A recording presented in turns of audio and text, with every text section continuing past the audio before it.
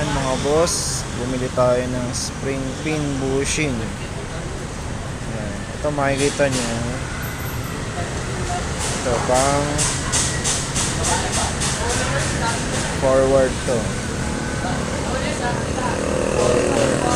Itong may control na to, ito yung pang likod na idol.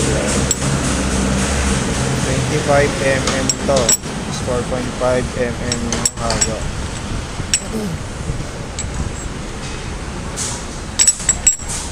Tapos ito naman, ito yung pang forward din, pang harap. Pag pang harap, yung itsura niya mga idol pag pang harap.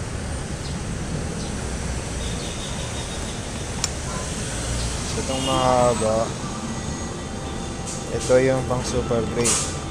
Super great yan.